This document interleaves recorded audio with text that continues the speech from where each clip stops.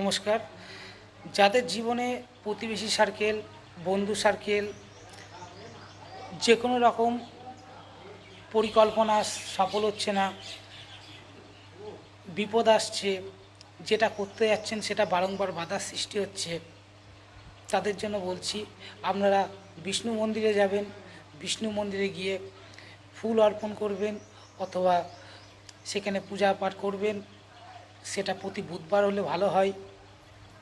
যদি আপনারা করতে পারেন, আপনাদের প্ল্যান পরিকল্পনা সমস্ত রকম দিক থেকে সাফল্য আসবে।